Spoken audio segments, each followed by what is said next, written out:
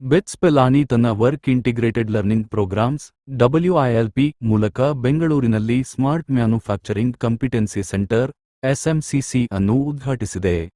ಈ ಕೇಂದ್ರವು 2026ರಲ್ಲಿ ದೇಶದಾದ್ಯಂತ ಸ್ಥಾಪಿಸಲು ಉದ್ದೇಶಿಸಿರುವ ಕಂಪಿಟೆನ್ಸಿ ಸೆಂಟರ್ಗಳ ಸರಣಿಯಲ್ಲಿ ಎರಡನೇದು ಆಗಿದ್ದು, ಮೊದಲ ಕೇಂದ್ರವನ್ನು ಫೆಬ್ರವರಿಯಲ್ಲಿ ಚೆನ್ನೈನಲ್ಲಿ ಆರಂಭಿಸಲಾಗಿತ್ತು. ಭಾರತದ ತಂತ್ರಜ್ಞಾನ ರಾಜಧಾನಿಯಾದ ಬೆಂಗಳೂರಿನಲ್ಲಿ ಈ ಕೇಂದ್ರವನ್ನು ಸ್ಥಾಪಿಸುವ ಮೂಲಕ ಕೈಗಾರಿಕಾ ಹಾಗೂ ಅಕಾಡೆಮಿಕ್ ಸಹಕಾರವನ್ನು ಮತ್ತಷ್ಟು ಬಲಪಡಿಸುವ ಉದ್ದೇಶ ಹೊಂದಲಾಗಿದೆ.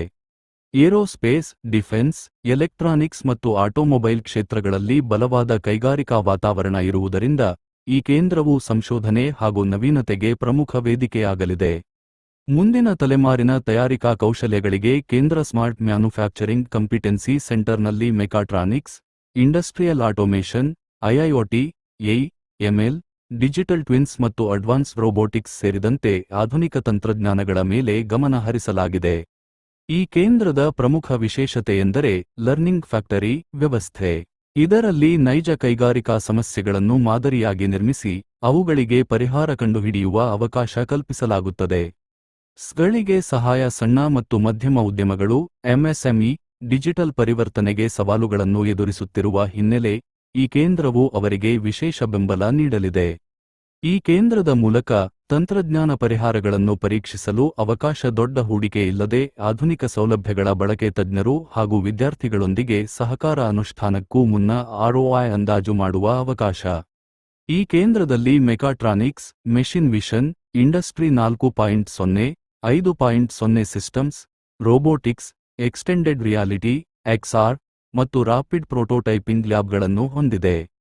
ಇವುಗಳ ಮೂಲಕ ಕಲ್ಪನೆಗಳಿಂದ ಪ್ರೋಟೋಟೈಪ್ಗಳವರೆಗೆ ಮತ್ತು ಅಂತಿಮ ಪರಿಹಾರಗಳವರೆಗೆ ಸುಗಮವಾಗಿ ಅಭಿವೃದ್ಧಿಪಡಿಸಲು ಸಾಧ್ಯವಾಗುತ್ತದೆ. ಗಣ್ಯರ ಅಭಿಪ್ರಾಯ. ಈ ಸಂದರ್ಭದಲ್ಲಿ ಮಾತನಾಡಿದ BITS Pilani group vice chancellor professor V. Ramgopal Rao ಅವರು, ಈ ಕೇಂದ್ರವು ಕೈಗಾರಿಕಾ ಅಗತ್ಯಗಳಿಗೆ ಹೊಂದಿಕೊಂಡ ಶೈಕ್ಷಣಿಕ ವ್ಯವಸ್ಥೆಯನ್ನು ರೂಪಿಸುವ ಮಹತ್ವದ ಹೆಜ್ಜೆ. ಇದು ಭಾರತದ ಸ್ವಾವಲಂಬನೆ ಗುರಿಗೆ ಸಹಕಾರಿಯಾಗಲಿದೆ ಎಂದು ಹೇಳಿದರು. ಇದೇ ವೇಳೆ WILP ನಿರ್ದೇಶಕ pro. G.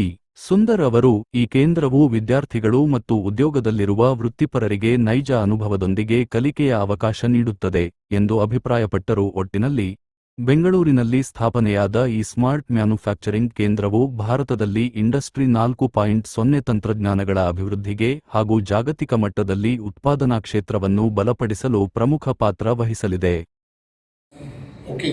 Whether it is related to software capabilities, every second street you will see an engineering college churning out software professionals. Earlier it used to be only computer science branch. Now computer science, in the name of computer science you have hundreds of branches, whether it is cyber security, AML, whether it is related to information systems and information technology, and multiple branches, and each college churning out about 2,000 to 3,000 BTech students, fulfilling the requirements of the ITES sector. So we have enough employment